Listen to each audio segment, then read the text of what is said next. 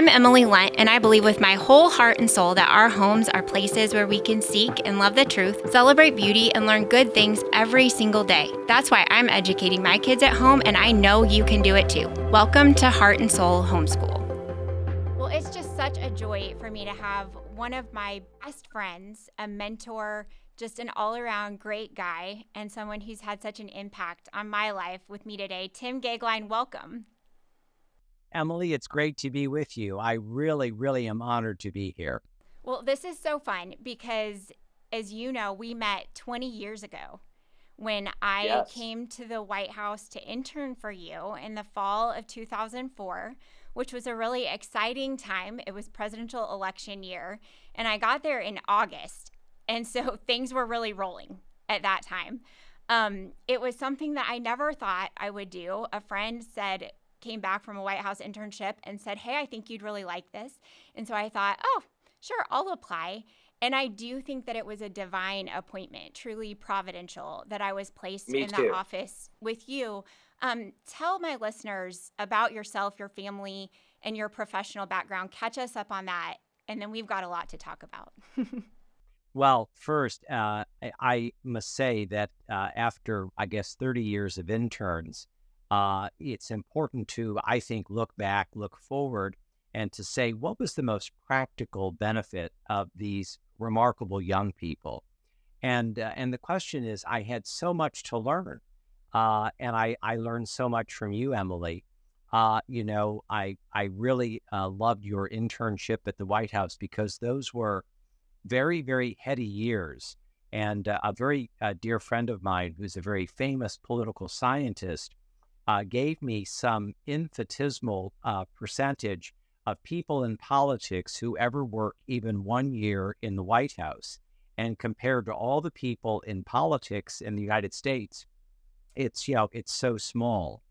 And I have benefited, as has my wife and children, all these years from having such exceptional interns. All the years that I worked in the White House, which was nearly 8 years, all the years in the Senate, which was 10 years, and now 16 years at Focus on the Family, all in Washington.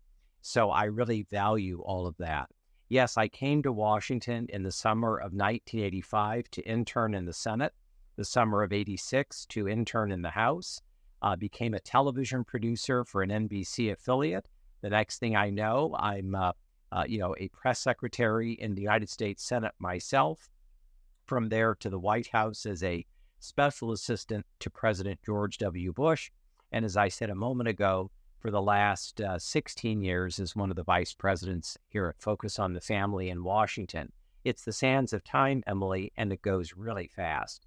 And my wife and I have been married, 33 years, 2 sons. And honestly, the most important thing to know about me and us is that Jesus Christ is the center of our marriage, the center of our family, and the center of our relationships and friendships. Yeah, and I can testify, knowing you, that really is true. That's not just something you say. That's not just something that your wife, Jenny, says. It's the way you live your lives. And the fruit of that is shown in your 2 boys, who, interestingly Very enough, gracious, thank you. when I met you, I think that they were 4 and 6 years old. And so now my kids are 5 and 8. And so that's kind of funny to me that I'm kind of at the point that you were in parenting when we met. And you were kind, just now to say that the people who interned for you really benefited you. But one thing that I wanted to talk to you about is, so in this time, we homeschool, as you know, in our audience, this is a homeschool show.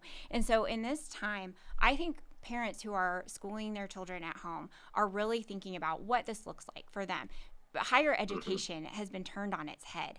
And so, whether my kids will go to a 4-year university is not necessarily an assumption for us anymore. What my husband and I talk about a lot, and what homeschoolers are starting to talk about, are what opportunities for mentoring, for apprenticeships, those kind of real life experience opportunities.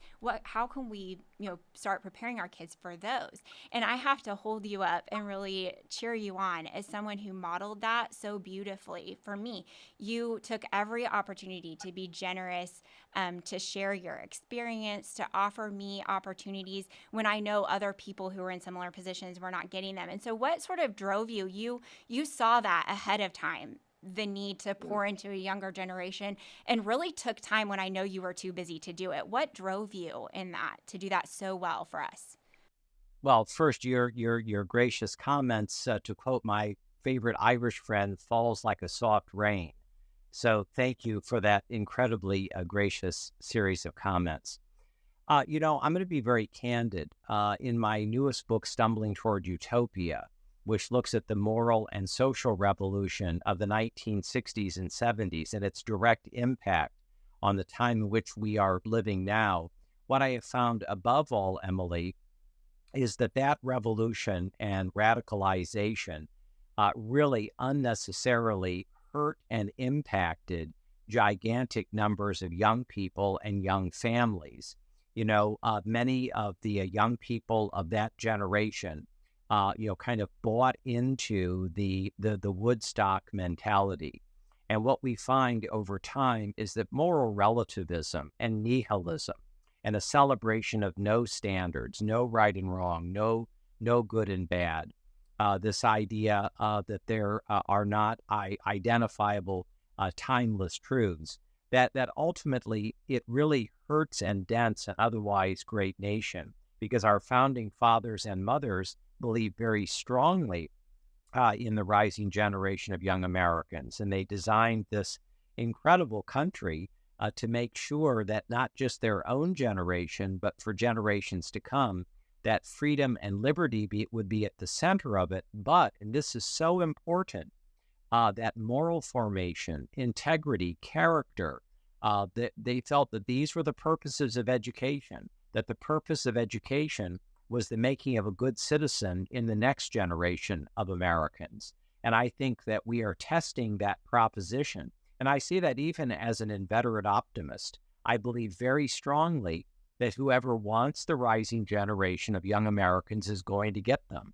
And I think that progressives and utopians, those who believe in the perfectibility of man, those who believe in social engineering and using all the institutions of our country to socially engineer, I believe that they have a system, that in my view, brings young people onto a trajectory that ultimately leaves them in a way very unsatisfied.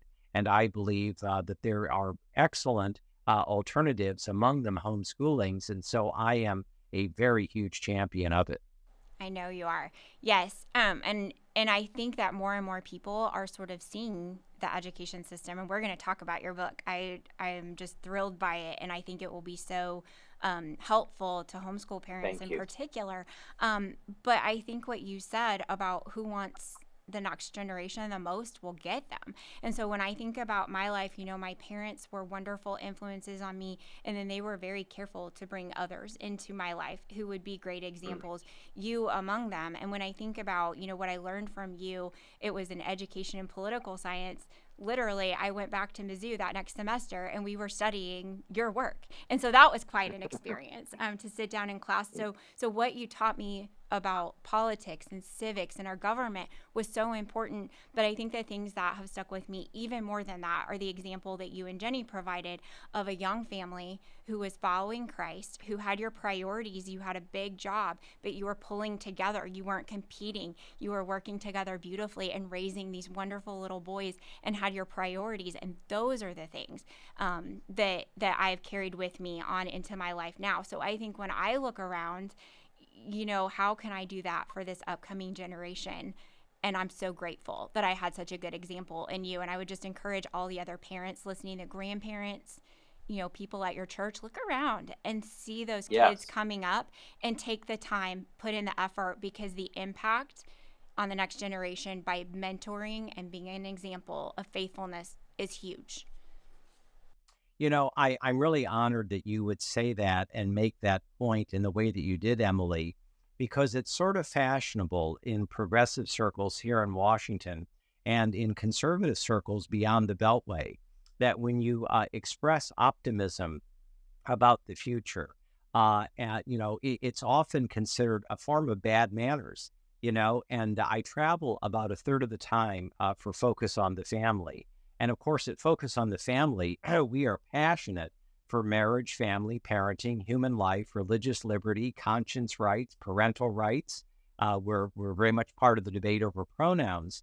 And I spend a lot of time far beyond the Beltway with real Americans. And what you find is a country filled with really remarkable people. I spend an inordinate amount of time as well on college campuses and universities, Harvard, Princeton, Yale, Brown, and Azusa Pacific, Hillsdale, Liberty University, and the Concordias. So it's the gamut, from elite institutions to state universities and colleges, private schools, and Christian higher education. And overwhelmingly, I am surrounded by remarkable young people. And the thing to know is that many of these young people, they have lived through a remarkable amount of brokenness, unevenness, and they are impatient for all the right things. And that gives me great hope. In Stumbling Toward Utopia, I use a piece of data which I think is really worthy of all the people who are joining us today to really internalize the data set I'm about to share. In 1960, it's not that long ago, in 1960, 73% of the all young Americans lived in a married home with a mother and a father. 73%. That's only 1960. By 1980, that number had dropped precipitously to 51%. And by 2015, that number was hovering down around the low 40s. And we're already in 2024. We have the lowest marriage rates. We have the lowest fertility rates. This is not due to nothing. And I think the thing to say, Emilie, is that we are living in a time of a profound, measurable spiritual crisis. And moral relativism and nihilism has been malevolent. It's been corrosive. And it's had a very direct impact on our most important foundational institutions like marriage, family, and parenting. So we have to internalize that and deal with it. Yeah, and those statistics are staggering. I've heard them before, and every time it just kind of is a gut punch, fresh every time, because it is just so wild when you look at just over our lifetimes, the quick changes. But I agree with you that people in my generation, so I am an older millennial. Literally, I've read that I'm a geriatric millennial. We are one of the last years that you can be classified as a millennial. But my generation is seeing this, and I love the way you put it, that they're impatient for all the right things. I think we've lived through, like you said, the brokenness, and we see the effect of it, and we want to fix it. And so that's what I love. I have my copy of Stumbling Toward Utopia here, and I really encourage everyone listening to get it. I know people get book recommendations all the time. This one, I love it. It's such a great size. The chapters are the length that you can read in 10 to 15 minutes, and it's just broken up into such nice little sections that I think as parents right now, this generation knows something is terribly, terribly wrong. They don't always know why. And this book is the answer, isn't it? It explains it so beautifully. First, I really appreciate that. I think it's important to say what motivates, an author like me to take time to write a book like this. And I think, Emilie, for purposes of those who are joining us, it's worth saying the following, that in my time at Focus on the Family and all my travels, whether I'm in a debate, on a panel, giving a speech, informal remarks, whatever, no matter where I'm at, Emilie, at the end of that presentation, with pinpoint accuracy, whether it's a progressive audience, a conservative audience, a non-ideological audience, a mix of all the above, with pinpoint predictability, someone will raise his or her hand and will say, how in the world did we get into this mess? And I think in other parts of American history, we would have no idea what people were talking about, but we sure know what they're talking about today. And what I share with them is the golden narrative of Stumbling Toward Utopia. The way we got into this mess is that a relatively small, powerful, influential group of people at the turn of the 20th century were extremely uncomfortable with the United States of America and extremely uncomfortable with the institutions that comprised the United States of America. And they were busy as beavers setting up a series of bad ideas to transform our country. And for purposes of our conversation today, education was in the bullseye. A man called John Dewey thought objective standards of reading, writing, arithmetic, the idea of faith and religion in and around education was a form of very bad manners. And he wanted to re-engineer American education to create essentially a secular large number of American citizens. And what we've ended up with today is the need and the duty, as Robbie George at Princeton has said, to confront the dogmas of what he calls liberal secularism. And I could not agree more. I think that's where we're at in education among all the other institutions. Certainly. And when I think back, you said all of this started at the turn of the last century. And when I think about my education, I went through the public school system, and I think I got a decent education. I don't feel like I was indoctrinated with any of these, what we would call now just sort of very, very leftist ideology. But certainly when I think about what I was taught about the progressives, and I guess we could kind of call them like the classic progressives, those ones way back, we were taught that they were really great. They were involved in the suffrage movement. They gave us the secret ballot, all of those things that sound good, but there was a dark underbelly to it that I've learned in the last few years. And what you point out about education with John Dewey, with Horace Mann, all of these people who were involved in those early years of sort of institutionalizing our education system here did not have good intent. And if you read what you say, we're seeing the fruit of it, and we should have believed them, right? Their intent was not good. I'm really glad you put it that way, if I may say, because I think it's always very important to realize that true intellectuals, in the definition of the historian Paul Johnson, are people who put more importance and stock in ideas than they do people. And the kind of people we're talking about, the progressive intellectuals at the turn of the 20th century, they certainly fall into that camp, don't they? They were far more interested in the impact of ideas than people. And yet we can find that as the moral and social revolution and the radicalism of the 60s and 70s, as it settles in to the sediment of our country's DNA, we know automatically and early on that these policy prescriptions do not work. One of the examples I use in the book is Daniel Patrick Moynihan, who this is only a year into the Great Society, President Lyndon Johnson's society, where he said that the federal government was going to solve all the problems in education. The federal government was going to solve poverty. The government was going to get involved in family. The government was going to get involved in marriage. And it goes on and on and on. These colossally irresponsible promises on the part of the President of the United States. And by 1965, we're a year and a half into the Great Society, and Pat Moynihan says, lo and behold, 25% of all Black Americans are born out of wedlock. He called it a crisis, Emilie. I mean, that number today is 73%. The number of Hispanic Americans born out of wedlock is 53%. The percentage of native-born white people born out of wedlock is 33%. The majority of babies born in the United States today to women who are 30 years of age and under are born out of wedlock. Where did this come from? It didn't just arrive on our doorstep ipso facto. It's because of the sexual revolution that was envisioned, designed, and imposed on our country, really coming to fruition in the years that we're talking about in Stumbling Toward Utopia. Mm-hmm. And my generation, was raised by parents who were children of the 60s and 70s.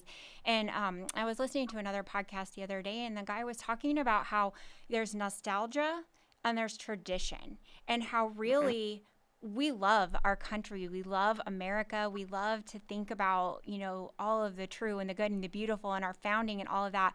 Sometimes our sense of nostalgia has maybe kept us from catching on to these, what you call stumbles in the book sooner. Yeah. Do you see that? Just how our love for our country, our love for education might have just kept us from noticing. I really love that distinction, and I think it's pinpoint accurate. Now, I think it's very important that those who are in public policy or who have a vocation in culture do not allow themselves to be encased in amber. It's very important that we not allow ourselves to become sentimentalists or nostalgists for a time that never was and never will be. And it's why in Stumbling Toward Utopia, I'm willing and eager to say good things about some of the things that came forward for the first time in the 1960s. I think we did make measurable progress in race relations. I think we did make measurable and important progress in the American space program. I think we did make measurable progress in computer science and many of the ways that we're benefiting from today. But on questions of the spirit, we have to acknowledge that the biggest issue in America today, as a result of the utopian dreams, is a spiritual crisis of the first order.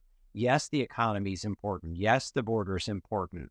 All of the issues that we're seeing debated daily, they are important, undoubtedly so. But the most important elemental issue facing the United States today, and the one that has a very direct impact on the rising generation of young Americans and young families, is this spiritual crisis, a spiritual recession of the first order. And the question is, what are we going to do about that? Yeah, I totally agree with you. And as my husband and I, sit around and have these discussions at night, we feel something's terribly wrong. What are we going to do about it? For our family, that's meant homeschooling. It's meant me stepping out of my career to stay home with our kids so that we can pour into them all that we can in the short amount of time that they're in our home. It looks like all of those things. We're moving on to, okay, we've made these decisions for our family. How can we bring other people along with us? And that's why I think your book in particular is so important, and that it's coming at a great time, because it gives an apologetic. It helps us reason these things out. We're not imagining that our family is broken. We're not imagining that the media and the TV shows our kids are watching look different than they did even when we were children. It's not our imagination that our churches have changed in their, reliance upon the inerrancy of Scripture. All of those things actually are happening, and you give the explanation and help us understand it. As we wrap up here, go off of what I just said, because I know you have a heart for young families, and just give some encouragement to the people who are just waking up, who are making these big decisions and changes in our own lives. How do we bring others along to that next level with us that is going to create that spiritual revival that's really at the heart of all of this? You bet. Well, I'll tell you categorically, I'm not a betting man, but if I were, dollars to donuts, the great days for America are directly ahead of us. We have wonderful chapters ahead of us. And I feel it not just from kind of confetti to the wind optimism, but because there are good reasons to feel good about what's coming ahead. And that is that we have already seen seeds that have been planted in the idea of cultural renewal coming to germination. For instance, we have large numbers of Americans of both political parties who say, we shouldn't have boys and girls sports. We shouldn't have men in women's sports. That to me is very important, a national debate, because it's not just about sports. It's about something much more profound than athletics. We had that moment in the Olympics, Emilie, where a woman was boxed in the face. That was a startling moment. And I think for people who until that moment, kind of found this a theoretical discussion, eventually had to deal precisely with that. Of course, you mentioned homeschooling. I remember going to work in the Senate in the late 80s and early 90s. I think there were not 5 senators who really knew what homeschooling even was. I think the number of homeschoolers only in the early 90s was somewhere below 90,000 total families in this large, complex continental nation. And now I think that number is 3.5, 4 million, and maybe a lot more than that. That to me is very positive. So is school choice. So are charter schools. We have a number of faith-based schools and better private schools that are doing very well. Emilie, of a sudden, we have fellow Christians and conservatives. They've never been to a school board meeting. Of a sudden, they're not only attending school board meetings, they're running and winning, and they have preoccupied themselves with curriculums, who designs them, and what are our children being taught.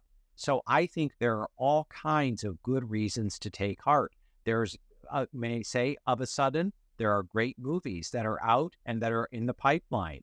There is wholesome and good entertainment and good television. I think that that's very exciting. We are not any longer in the radical moral moment of this kind of new cauldron. We're living with the terrible impacts of what the sexual revolution and the other mini revolutions did. But I think the difference is that we now have millions of people who share our worldview of a sudden, who are rightfully saying, I want to do it differently. I want to do it better.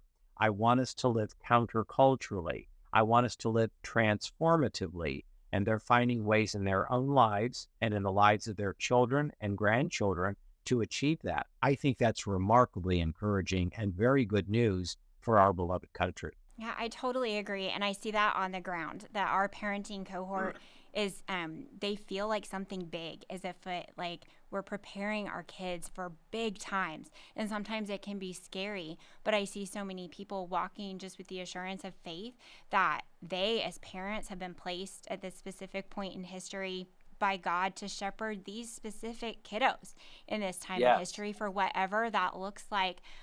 The return to biblical literacy, to historical literacy, to understand where our country came from, that return to the true, the good, and the beautiful. I'm seeing it on the ground. And so I'm with you. You are more optimistic than I am, but I want to be more like you. And I am seeing the seeds that you're saying that you see on the ground, and it really is an exciting time to be a parent. Again, I'll hold up my copy of Stumbling Toward Utopia and just encourage everyone one more time to get it. It truly is a great resource to help you learn why we are in this mess we're in, and then offer hope of how we get out of it. So thank you, Tim, for this great resource and for being with us today.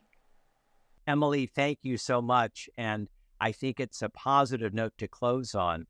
That I read once a year Ronald Reagan's farewell address. And he famously said that freedom is never more than one generation away from extinction. And so he said it must be taught for protected and handed on.